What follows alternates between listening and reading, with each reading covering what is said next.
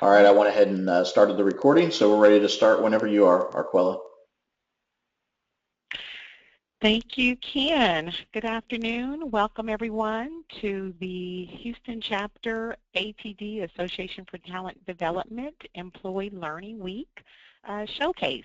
Thank you all for being here and joining us for this awesome webinar. Before I kick off and introduce the panel, if you can do by raising your hand on the dashboard, how many of you were aware of Employee Learning Week prior to hearing about it this week or through the marketing? If you can just raise your hand just so we can see who is familiar with Employee Learning Week prior to this week or the weeks prior as we were marketing it. It looks like we see Gerald, Marcy, Orlando, all were familiar. Great, very good, very good. And my next question is, for those who were familiar and even those not, what are some of the things that you have been doing around Employee Learning Week? If you can share that with us, then you can raise your hand and we can unmute you so you can just kind of tell us what you've been doing around Employee Learning Week, because we want to hear from you. And if you don't have the ability to unmute, for us to unmute your mic so you can talk, you can also put it in the question area and we can read off your text.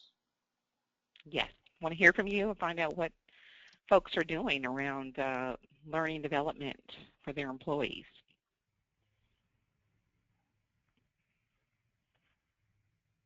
So it looks like Gerald said he would share. Go ahead, Yes. Gerald, you're unmuted. Great. Hi, Okay. Gerald. Thanks for sharing. Thank you for having me. Please call me Sam. Sam? I do actually work with Rhonda. We're all very familiar with the Employee Learning Week and some of the proactive steps that we've been taking to share with our colleagues as well as members of our organization. Or we have a Community for Learning blog, so to speak, that we incorporate. That's viewable through globally throughout our employees, where we share learning tips, provide avenues and aspects for other members of the organization to provide tips and encouraging agendas or avenues to create and express learning as a whole for an organization. Very good. That's great. That's great. Thank you, Sam, for sharing. Anyone else have anything to share with the group before we get started? I think the blogs are catching on, just to really have that as a format or a medium for employees to have a place to write down or to kind of express some of their concerns or ideas and to get it out to the full company. So great. That's a great initiative. And for people that joined a little bit later, if you raise your hand, we can unmute your microphone so you can talk with everybody if you have the ability to do that. And if you don't, you can always add things into your question area and we'll catch them there and can respond to you that way. Yes. And attending in listen-only mode. Okay, so we're having some background noise, so we can definitely will be muting. You can mute your line. All right, so we're going to go ahead and get started. Thank you again for sharing. If you have anything else you want to share, again, as Ken mentioned, feel free to type it into the question box there, and we'll be monitoring that throughout the webinar. So I want to get kicked off. My name is Arquella Hargrove, and I am the Houston Chapter ATD Past President 2014, and currently serving in the role of Past President on this year's board, and excited to be here with you all and moderating this webinar. On the call we have that you're going to be hearing from is Roy Allice. He's the Director of Training and Technical Services at Stewart and Stevenson. So thank you, Roy, for being here. Looking forward to hearing more about what you all are doing at Stewart and Stevenson. We have Rhonda Reeves, Manager, NOV University at National Oilwell Varco. Thank you, Rhonda, for being on the call with us. And Rob Rector, who is National Director, Training and Development for Gables Residential. Thank you, Rob, for being on with us. And last evening, we had an awesome panel discussion, and Roy and Rhonda was part of that, and they were able to share live with a group of members and guests about their initiatives, and we wanted to keep the discussion going, and so they're going to be sharing a little bit some of that today on the webinar. So for those who are not familiar with Employee Learning Week, it's all about really increasing awareness around learning and development and how it impacts organizational results. And we like to say that employee learning happens every day throughout the year. However, during this week, it's really designated that we spotlight it, that we showcase some of the great companies doing these awesome initiatives related to learning and development. And I said to the group last night, you know, most of us receive the Chief Learning Officer and the Training Magazine and all these different magazines that are publications that will highlight companies doing great things around L&D. Well, we have some great companies right here in Houston doing fabulous programs and initiatives, and so we are spotlighting them this week for Employee Learning Week. So that's really the focus for ELW and how ATD National really recognizes it, and it's something that's done throughout the country at all chapters. Even at ATD the National, they're doing several programs and initiatives around ELW this week. So awesome initiative. Speaking of ATD National, Tony Bingham, who is President and CEO, really here is saying, encouraging all organizations to look at ways to demonstrate commitment to learning by recognizing Employee Learning Week. Yes, this week is deemed Employee Learning Week. It happens every day throughout the year. And so really it starts at the top and goes down to the bottom of the organization. And so really excited that ATD has started this initiative years ago and just kind of keeping the momentum, because we know that it's very valuable not only to the employee but to the organization as well. And just, you know, thinking about Tony and just starting this initiative and that it's recognized by all chapters, and again trickling down to the company members, that the importance is key. And so with that, we partner with the City of Houston, and the Mayor Anise Parker proclaimed this week, December 7th through the 11th, 2015, as ATD Houston Chapter recognizing Employee Learning Week, which designates this time for organizations to recognize the importance of employee learning. And whereas the City of Houston recommends or commends the Houston chapter of the Association for Talent Development members who are highly skilled and performance professionals, and their commitment to developing the skills of employees in the workforce. So this is something that not only ATD is, you know, it's championed by the City of Houston as well. So we're proud to have that proclamation, because again, it just says that we're doing great work out there as relates to L&D. Just a little bit about the Houston chapter for those who may be guests and not familiar. We are 50 years old this year, so we had a great celebration this past summer, and this is just some pictures from over the years just to kind of show some things that we do, programs. As you can see, some years ago, maybe 4 or 5 years ago, we had the Kirkpatricks who were speakers at one of our conferences. So we've been around for a long time doing some great things here in Houston. Our vision is really focused on inspiring talent development professionals, so the folks on the call, to achieve their full potential. And then how do we go about doing that? We like to have creative programming and networking to discover and achieve those unprecedented levels of performance. So we put on monthly programming. We have events like this so we can make sure that we're doing our part to ensure professionals in this space are learning and growing, as well as connecting and collaborating with like-minded professionals. So that's a little bit about ATD. What are we going to do now? And the reason why we're all on the call, we want to hear more from these leaders who are doing great things. And our first speaker is going to be Roy Allice with Stewart and Stevenson. Roy, welcome. Thanks for being here. Well, thank you for asking me. I'm looking forward to getting us going today. Again, my name is Roy Allice. I'm Director of Training for Stewart and Stevenson. I've been with the company 23 years and been doing training for the company since 2003. And I've got a background in training, been involved in training for about 35, 40 years. You want to go to the next slide there? We have 6 training centers around the world. We've got one in Colorado, New Jersey, Columbia, Texas, and 2 facilities in Florida. Houston being our largest facility, we have 5 classrooms, 5 labs, and a conference room we use.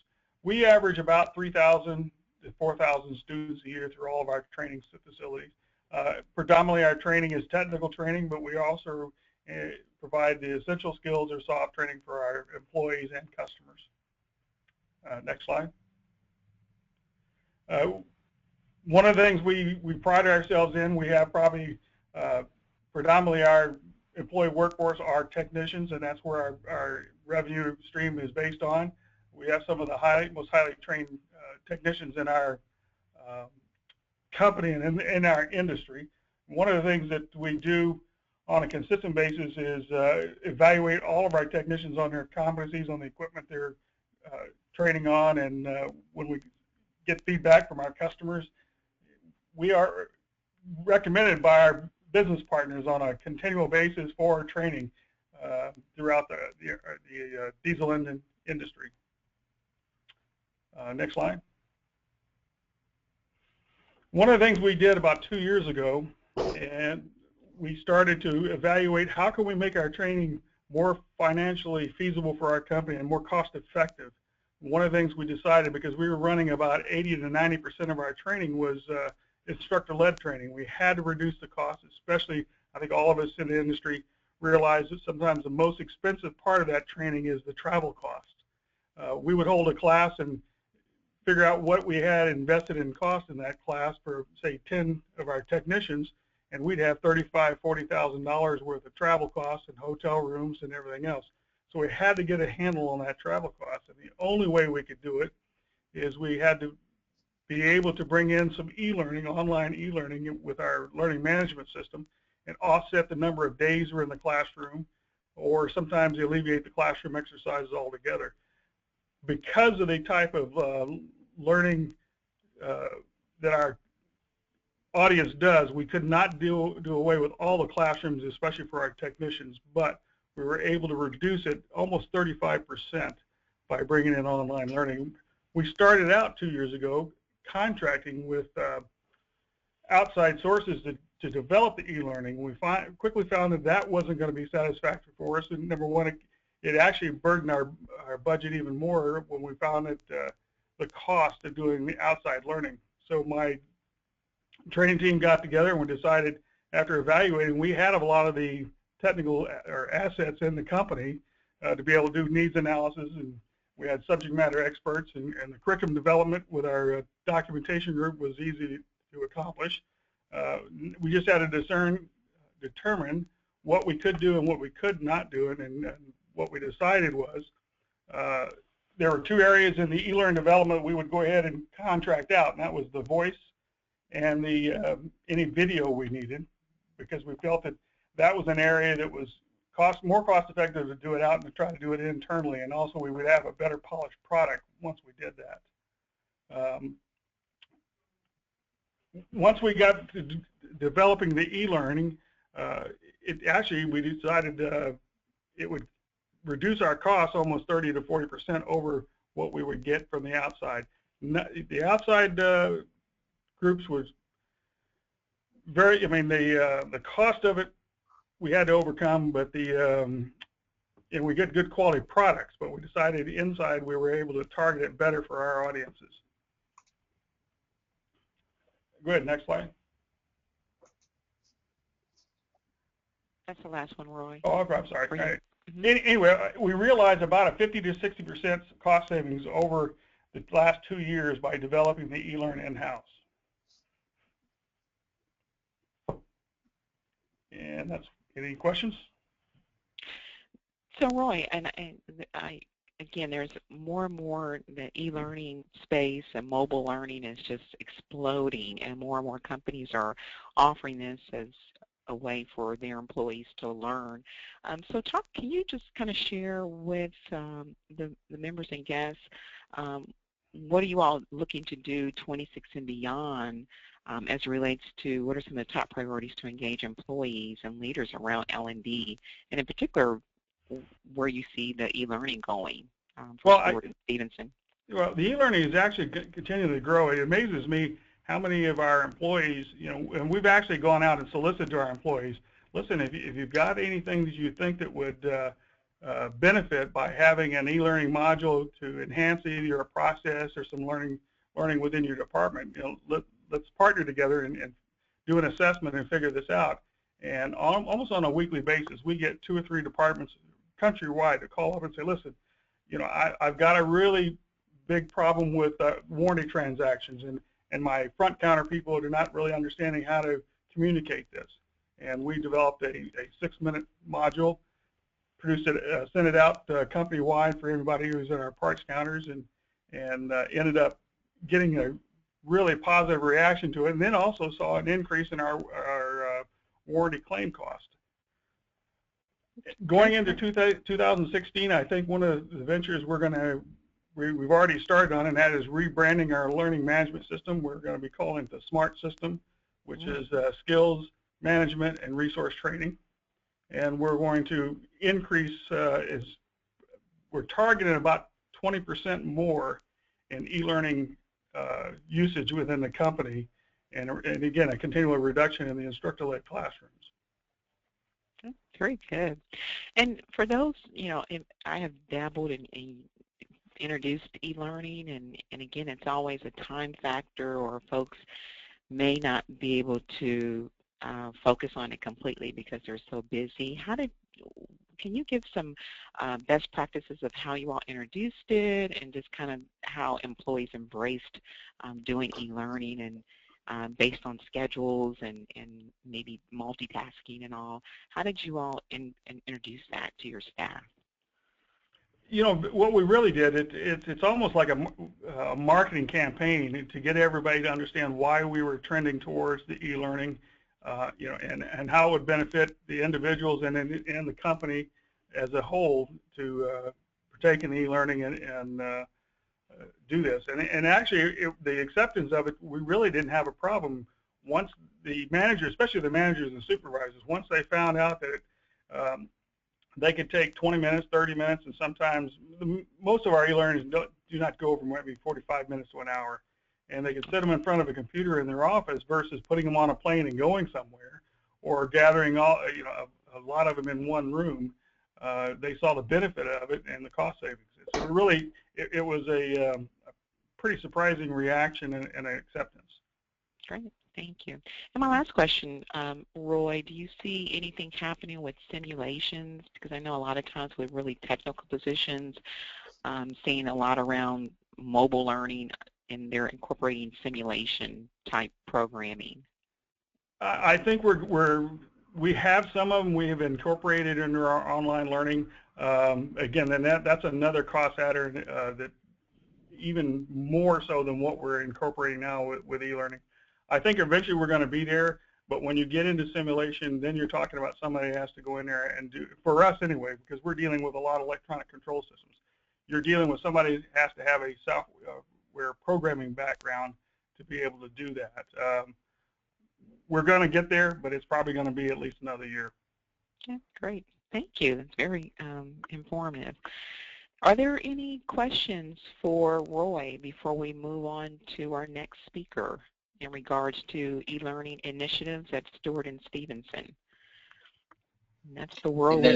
While you're thinking about that, as a reminder, if you raise your hand, we can unmute you so you can talk with us. And if you don't have the ability to have a microphone, you can also put text information into the questionnaire, and we can respond to you that way.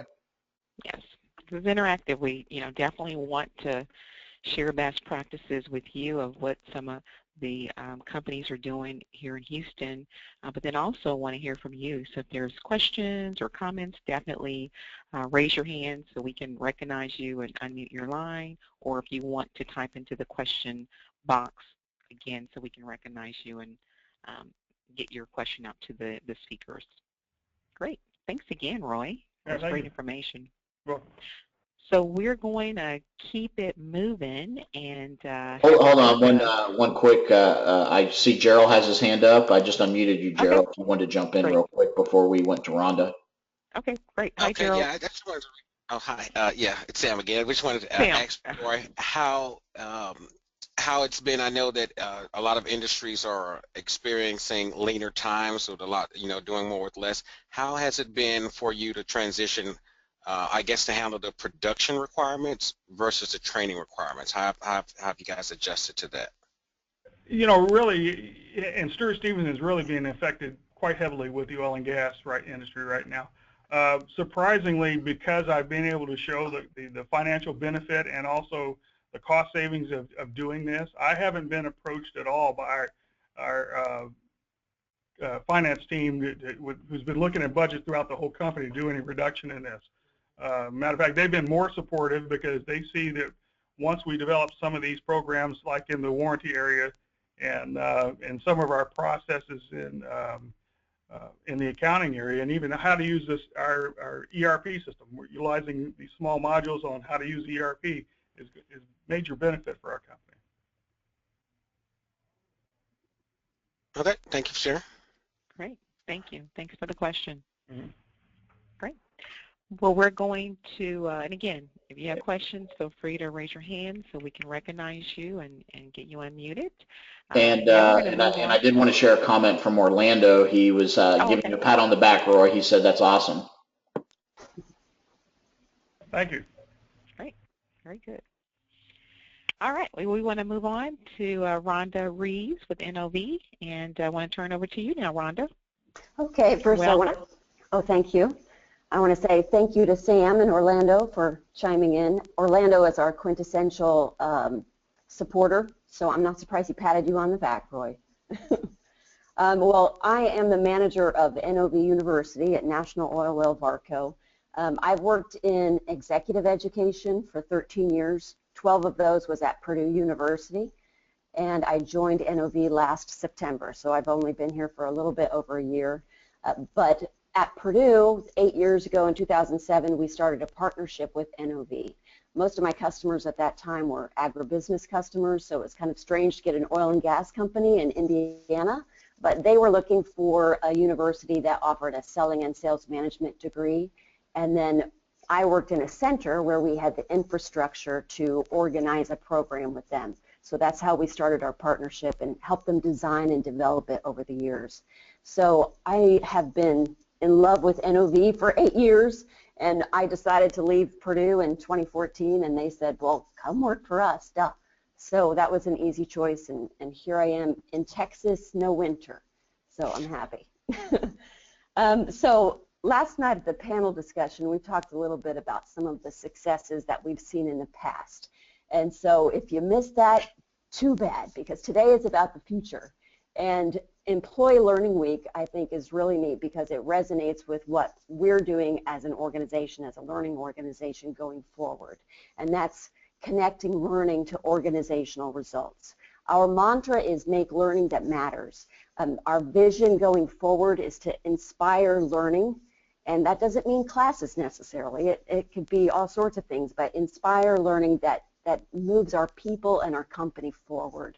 So yes, we can take the successes from the past and apply those, but we have to move forward and work with the real company that exists today and what we see for the future. Our company recently went through an exercise of doing 10-year strategies, which was pretty ambitious. This was right before the downturn really revealed itself, but we're keeping with those strategies, and one of those is our people development.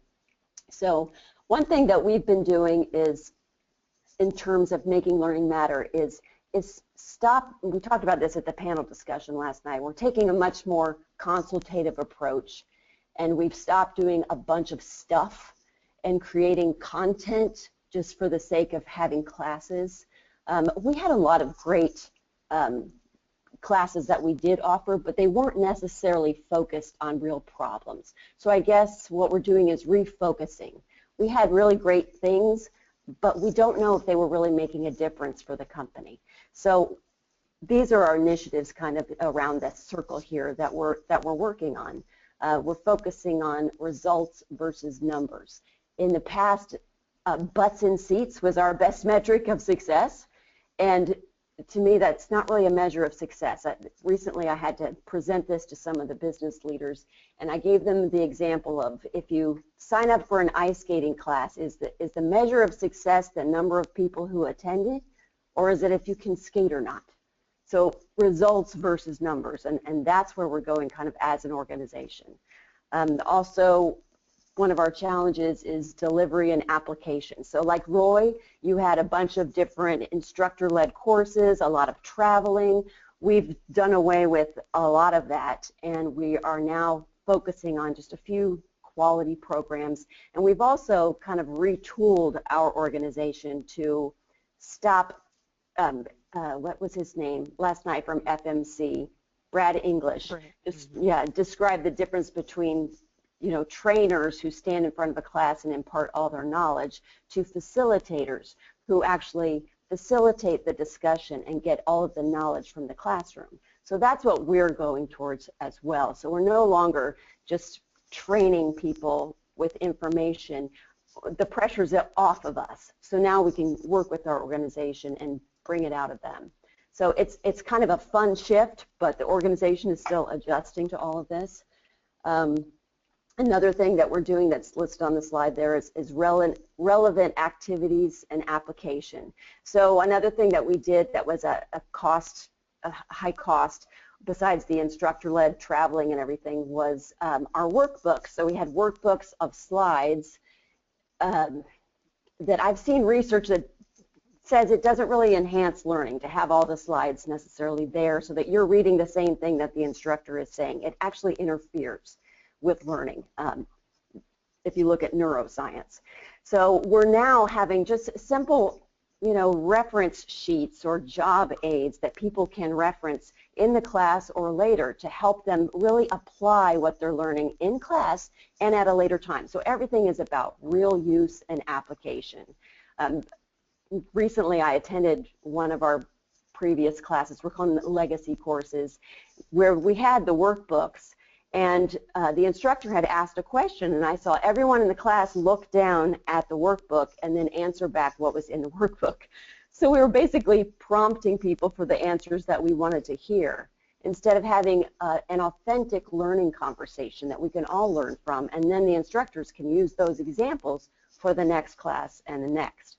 So we're just reshifting how we think about everything. Another thing that we've done, this is a challenge for everybody, is once you attend some kind of learning program, it's all about when you go back, and is the manager going to support your new behavior that you've learned in class. So now we're getting the manager in the loop quicker, and we're also creating feedback loops so that they are giving us feedback immediately about their employees' new behavior, their new practices, and then 3 months following, if they're still doing it, what has come up. We're also communicating earlier with the manager, so they're enrolled in the process the entire time and kind of engaged and on the hook, really, to give us feedback. And local delivery and job aid. So we had people from Houston that were traveling all over the world to deliver our programs. Now we've trained other people in those regions to deliver the same. So that was another cost-cutting measure, and it also made sense to use local content. That's kind of a wave of everything in the organization. We've removed expats, and we're doing the same thing in learning. Our partners in those regional countries can instruct just as well. So that's what we're doing in that area too. And then it says focus on a few quality programs. So with our new doing versus telling approach, we've redesigned 3 major programs that we offer, that NOV University offers. And then we're also consulting with the different groups that we have at NOV and creating learning that actually solves their problems. I brought up an example last night, was someone wanted a team building class. Right away they gave you the solution instead of talking about their problems. So I had asked the manager, we got into a deeper conversation about his problem and realized that there was another way to go about it. So our final learning solution was not a class at all. A class is going to augment it, but it was actually a process mapping project that they're going to do that is going to solve his team building and his, he had another problem of people not understanding the impact of their role with everybody else.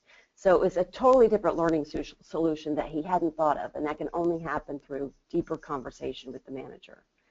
We also have listed here Harvard Manage Mentor. Now this helped us give the employees 24/7, 365 access, and also validity to our courses, because these are based on scientific research with Harvard. So we partnered with them. It's an online tool, and there's 43 different topics that employees can explore at any time. A lot of these replace what we had for our legacy courses previously. So people can get on there and do them. We also have something called a cafe in Harvard Manage Mentor, or HMM, that business groups can actually kind of blow out and present some instructor face-to-face time within the Harvard Manage Mentor subject matters.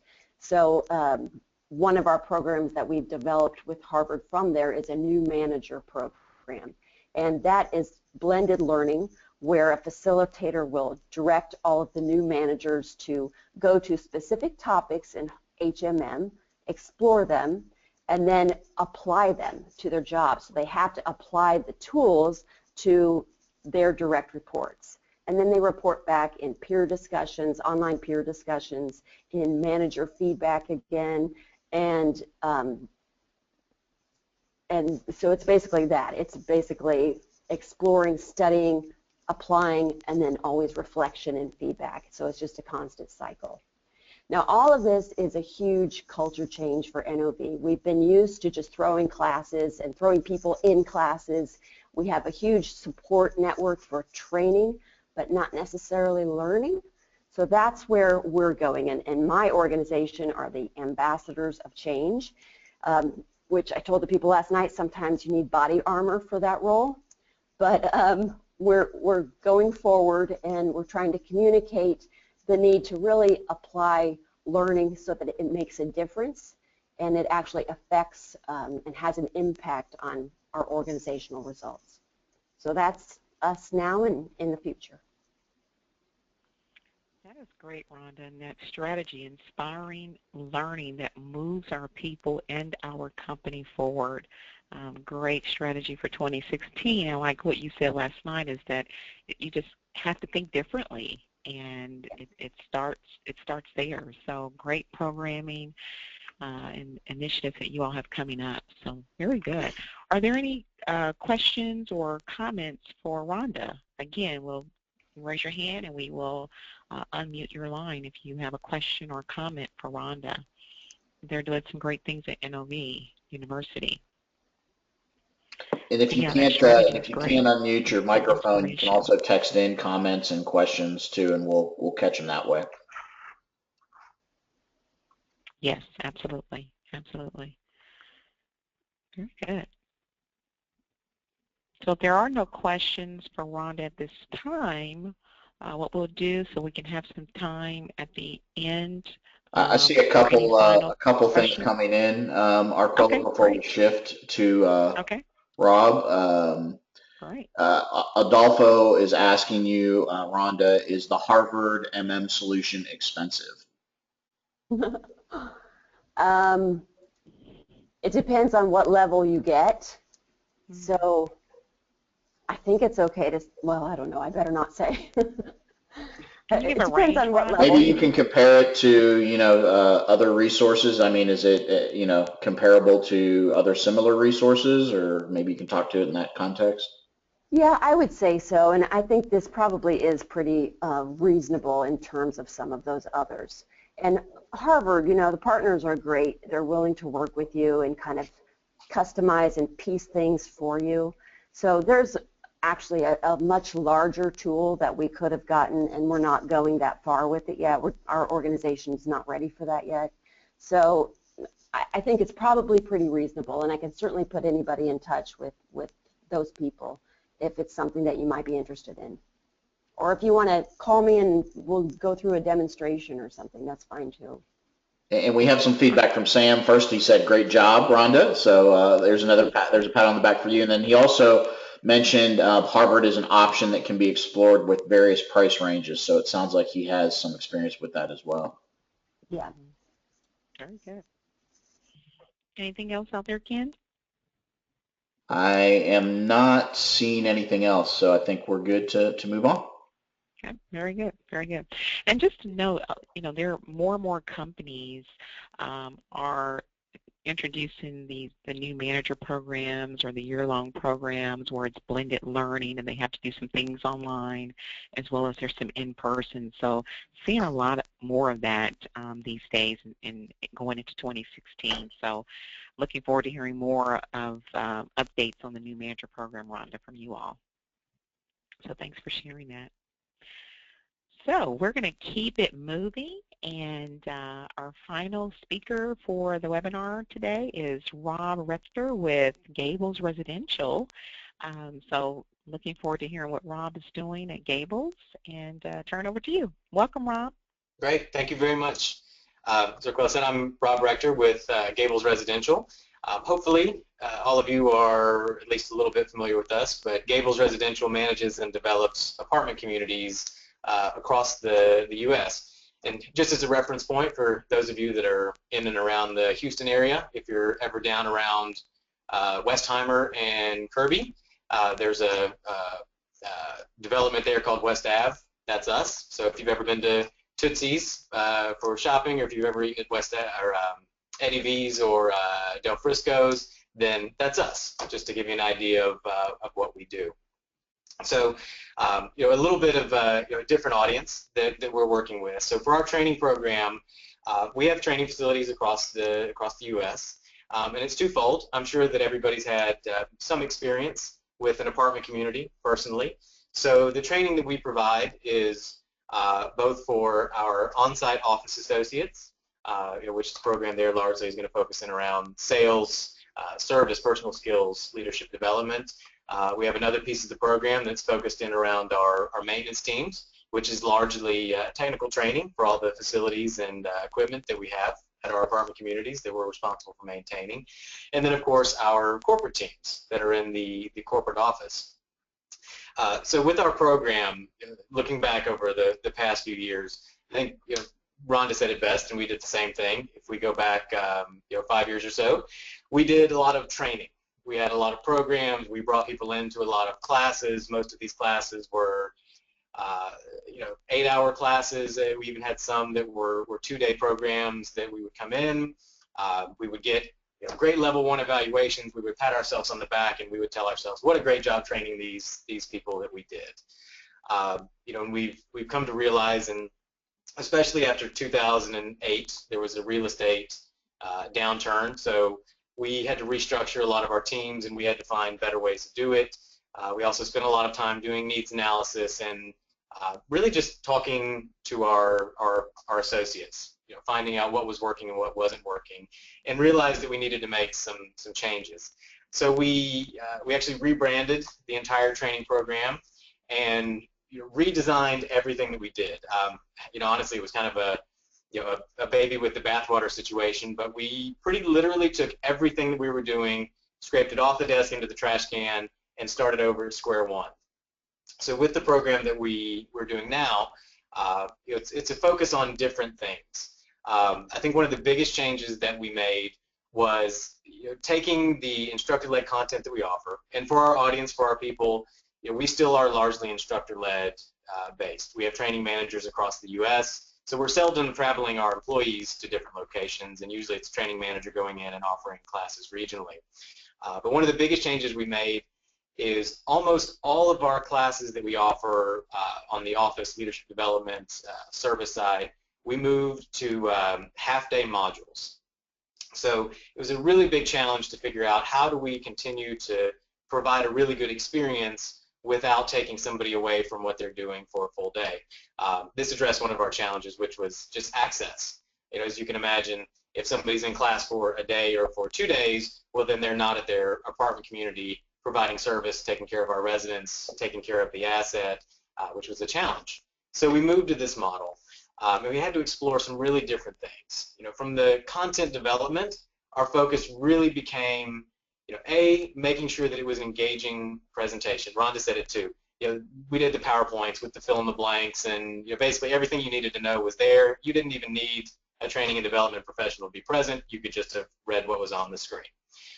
So now we moved to more of a story-based format. So we do use presentations, but now they're a supporting character. It's really there just to create imagery or a mental image that you can reflect on later on. And our training managers really are facilitators. If they're not there, if you're looking at any kind of workbook or any kind of presentation, it wouldn't make any sense because they're there to facilitate that entire conversation. Which that has been really well received. From a training standpoint, it's offered us a great deal more flexibility. When your modules are only half day, you can increase the frequency, you can do a lot more with it. It's also increased the accessibility for our associates. It's a lot easier for somebody to step away for 3 to 4 hours than it is for 1 to 2 days. So that's been really fantastic. But to address some of those things, obviously some of the content we're training, you can't really do much with it in 4 hours if you're just training it. So we focused everything around creating experiential learning environments. So yes, when you come in, we do still talk about strategies and best practices and ways that you can accomplish different things, but we like to invest a great deal of time in actually doing.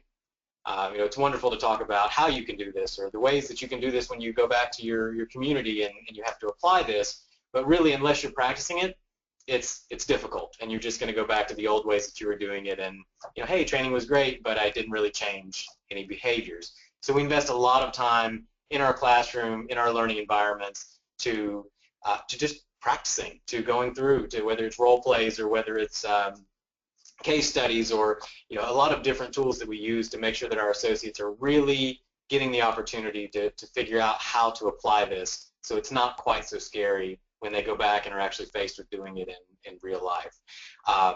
For a lot of our content too, we introduced the flipped classroom method, which really simply is you've got a 4-hour module, so you kind of, for a lot of classes, you have to set the stage.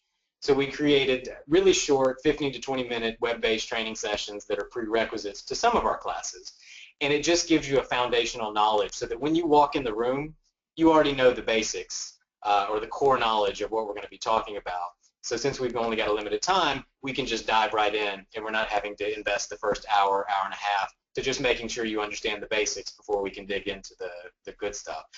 That's been really well received. We've had good success with that, and it really helps us make the most of our time.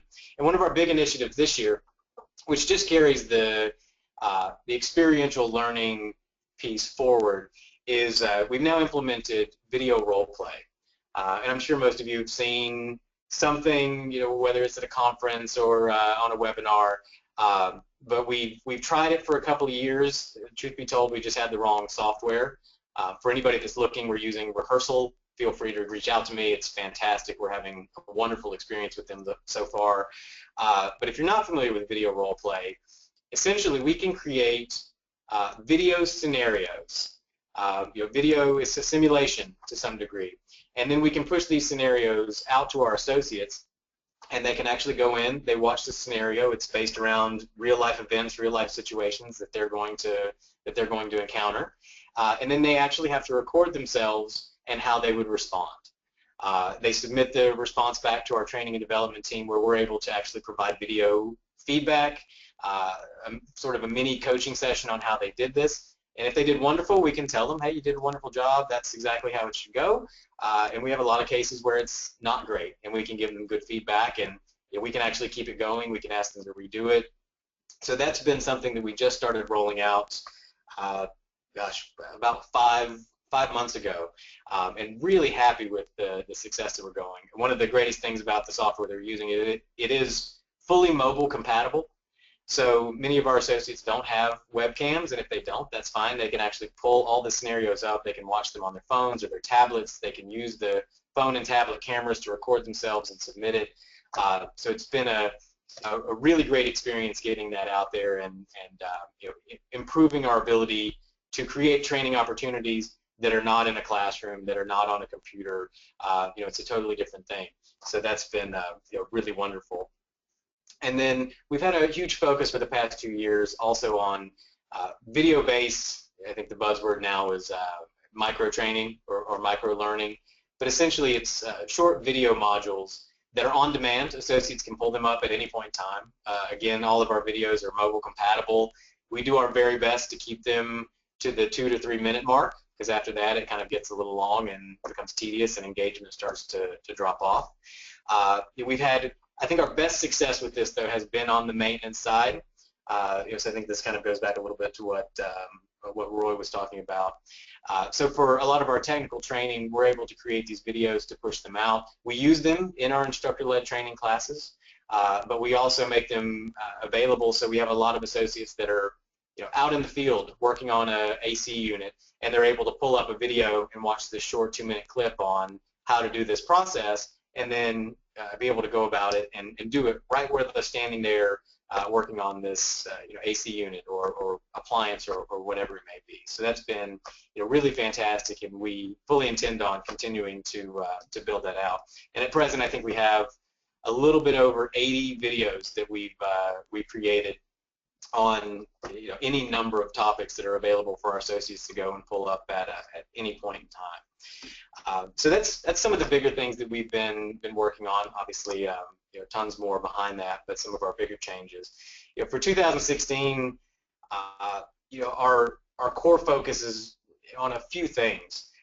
One of them is continuing to expand our leadership development platform. For us in our industry, we find that a lot of associates come in. You start, as I did, as a leasing professional, and you just kind of move your way up, and it's not uncommon for somebody to get promoted to a manager that is now in charge of a $40 or $50 million real estate asset, who's had absolutely zero exposure to leadership training or development opportunities. So we really want to change that to where we start to focus on leadership development, honestly, from day one. So that as you move along and as you're promoted and as you advance and as you spend time with the company, you're continuing to develop your leadership presence, your interpersonal skills, and ability to take on those additional responsibilities. And then a big thing for us too is I think we're talking about engagement. We're working to redesign and recreate all of our learning plans. We manage them through our LMS at a position-specific level.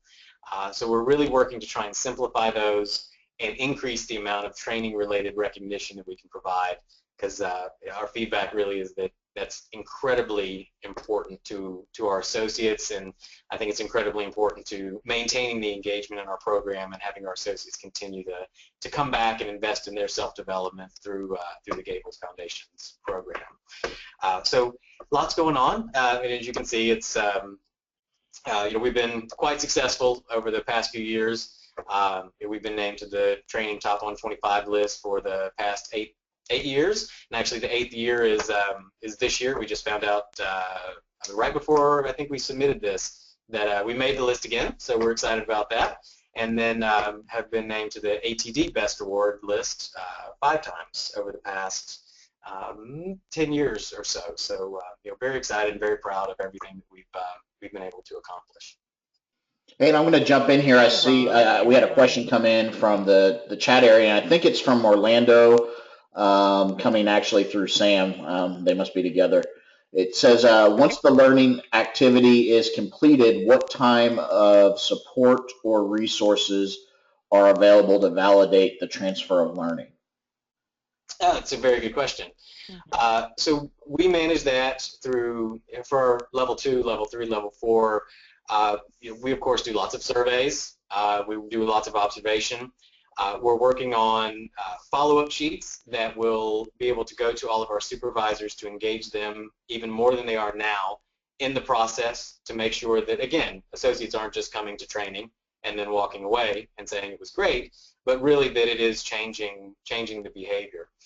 So we make sure that we have a follow-up process, that we're continually pulling in information excuse me, to assess where our associates are, where where our content is having the greatest impact, and where we're falling short on actually providing relevant information.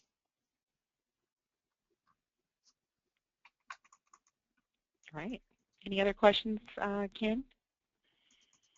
I'm not currently seeing, oh, well, here, Sam says thanks for the great feedback. So thanks, Rob. And I don't see any hands up or any other questions at the moment. Okay, very good. Well, I can definitely see, when you say dedicated to creating an active, vibrant culture of learning, I can definitely see that based on everything that you've shared with us. So you all are doing some awesome programs there. So thank you for sharing with us, Rob. What I want to do, because we have about 10 minutes left, I want to make a couple of announcements. And then I want to just have each one of our speakers take a minute just to give any parting words of encouragement for anyone who is looking at an initiative for 2016 or something that you've heard on the line that you want to maybe take and go full speed ahead with at your own respective organization. But just want to have Roy and Rhonda and Rob just to give just a minute of just kind of a closing words of encouragement to the participants on the line. And so I want to start with Roy, and then after they give their closing words, I'll give a couple of more announcements, and then we'll close out the webinar. So I'll start back with Roy. Okay. One of the things I'd tell everybody and encourage everybody to really consider developing their own e-learn in-house. If they've got the resources, it could be done. And do not have a fear of it, because if you really concentrate and lay it out, you can be successful with it. And then, of course, as I said earlier, in 2016, we're going to be looking at. There's a lot of good articles in the internet about rebranding your LMS and repurposing it, and that's what we're going to be doing for 2016. Great, thank you, Roy. Rhonda. I would say just dig deeper and really try to connect the dots so that learning is actually making a difference and making an impact on your organization and your people. Very good, thank you. And Rob? I would say with the new initiative to start small. We found that instead of rolling something out globally, that if you roll it out to a smaller group, you can provide a lot more attention, a lot more love as you work through the bugs and the kinks of any new program. And it's much easier to build a base of champions with the smaller group that then you can use to help you promote it once you start to go larger. Very good. I don't know about the rest of you, but I have been taking notes, and just this is great information, learning from our fellow ATD member companies, and looking forward to seeing what they're doing in 2016. So hopefully everyone was able to take something away from this session. Want to remind everyone we do have another webinar that's going to take place at 7:30 this evening, and the company representatives will be from FMC Technology, Enbridge Energy Partners, and EdOp Solutions, a consulting company, and they're going to be sharing best practices, learn what they're doing over at FMC, at Enbridge, and then EdOps will be able to share what they've been doing with some of their client companies. So again, a lot of great information, lots of sharing, and that's what we're all about. We want to put out the great content in order for L&D professionals to learn and grow. A couple of things. I was going to jump in here, unless you want to do this afterwards. Arquella, we did have a question come in for the group. Sure, let's take the question and then we'll keep moving. Okay, the question is from Adolfo. He's asking about, as practitioners of HR development, learning and development, what is any research, specifically research you guys use or look at to deliver more meaningful interventions? So I'll ask Roy, Rhonda, or Rob, whoever wants to chime in and answer that question.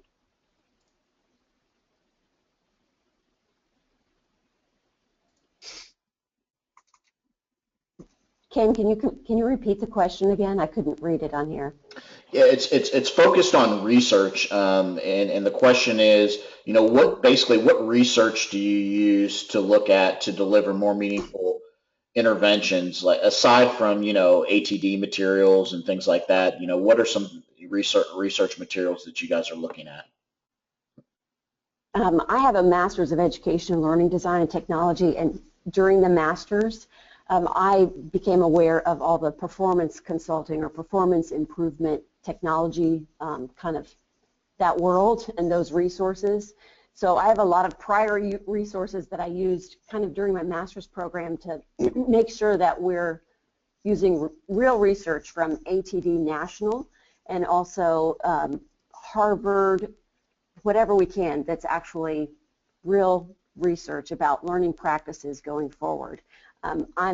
We all get a lot of noise, you know, we all get a lot of vendors promising things, and some of them might be true, but you just have to sometimes learn how to cut out the noise and go search out your own kind of research that you can base things on. The TD magazine offers a whole bunch of things that you can actually apply.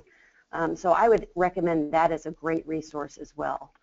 I saw one in there about e-learning, and it was a great note about how you have to make it informal and fun, and it's much more engaging and much more effective with your learners. And that was just a good thing to know, to remember, instead of just putting together a bunch of formal information on e-learning. It's not going to be very effective and engaging. Great. Thank you, Rhonda. Roy or Rob, do you all want to add to that at all? I think Rhonda has added in pretty good, so I don't know what else I could add to that. Okay, very good. Very good, and I definitely encourage, you know, folks to go out to the ATD site, which is td.org. And then as a member, there's a ton of benefits, including research reports. You can also go to our website, which is tdhouston.org, because again, as members, you get so many different resources. And then there is an organization, Rhonda mentioned understanding the performance improvement technologies, and there is an organization that focuses on performance improvement. So even searching out that organization for their resources. You have the panel. Roy, I want to thank you. Rhonda, thank you. And Rob, big thanks to all of you for being on the panel and sharing your best practices. And hopefully folks will reach out and connect and definitely want to learn more from you all one-on-one. A couple of things. Our next event for ATD Houston Chapter, we will have our annual Awesome Membership and Volunteer Showcase, which is on January the 12th, 6 to 8. And that's an opportunity to come out and learn more about ATD and how you can get involved. We always are looking for members to get involved on different committees and to just to see kind of where they find themselves to fit in throughout the course of the year. So hopefully we'll see you all at the St. Arnold's Brewing Company, January 12th, 6 to 8. If you have any other questions, feel free to reach out to us. Our website again is tdhouston.org, and the next webinar is going to be at 7:30 tonight with Enbridge Energy Partners, FMC Technologies, and EdOpt Solutions. And again, I want to thank everyone for being on the call today. We really appreciate you, and definitely a big virtual kudos, hands up for our speakers. It was a great, awesome time of learning. And thank you, Ken, for kind of handling all the behind the scenes for us. So thank you all. So thank you all. That ends our webinar. Have a great rest of the day, rest of the week. Bye-bye, everybody. Thank you, Arquella. Bye. Thank you all. Take care.